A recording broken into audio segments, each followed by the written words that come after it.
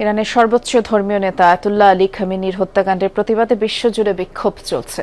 স্বয়ং যুক্তরাষ্ট্র থেকে শুরু করে ইউরোপ, এশিয়ার বহু দেশে রাস্তায় নেমেছেন লাখ লাখ নাগরিক। পাকিস্তানের মার্কিন কনসুলেটে ব্যাপক ভাঙচুরের ঘটনা ঘটেছে, অন্তত 9 জনের প্রাণ গেছে। সহিংসতা হচ্ছে ইরাকের মার্কিন দূতাবাসেও। এদিকে ভারত, দক্ষিণ কোরিয়া, ইতালিতেও মার্কিন ইসরায়েলি আগ্রাসনের বিরুদ্ধে বিক্ষোভ হয়েছে।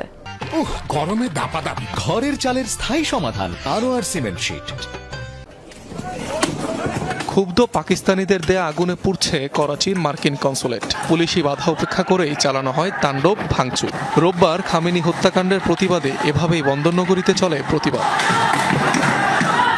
নিরাপত্তা কর্মীরা বাধা দিলে শুরু হয় সংঘাত।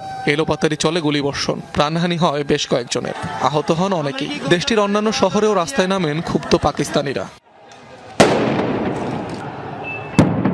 ইরাকের রাজধানী বাগদাদে অবস্থিত মার্কিন দূতাবাসের বাইরেও বিক্ষোভ করেন খামেনি সমর্থকরা। দূতাবাস ভবনে প্রবেশের চেষ্টাকালে নিরাপত্তা কর্মীদের সাথে হয় সংঘর্ষ। ছত্রভঙ্গ করতে টিয়ার গ্যাস ছোড়ে পুলিশ। স্বয়ং যুক্তরাষ্ট্রের প্রেসিডেন্ট ট্রাম্পের স্বেচ্ছাচারিতার বিরুদ্ধে আওয়াজ তুলেছেন মার্কিনিরা।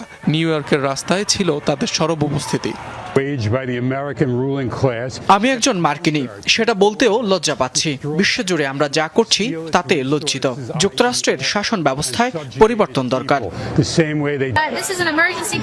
বিনা উস্কানিতে ইরানের বিরুদ্ধে ট্রাম্পের অবৈধ যুদ্ধকে প্রত্যাখ্যানের প্রতিবাদ এটি।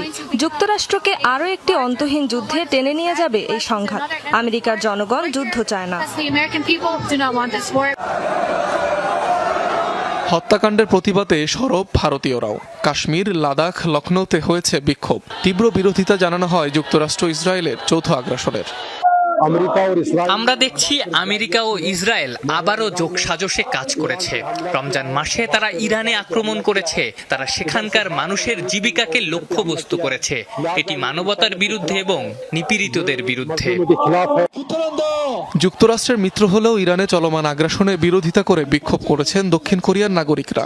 তেহরানের বিরুদ্ধে চলমান সহিংসতা বন্ধ করে শান্তির দাবি তুলেছেন বিক্ষোভকারীরা।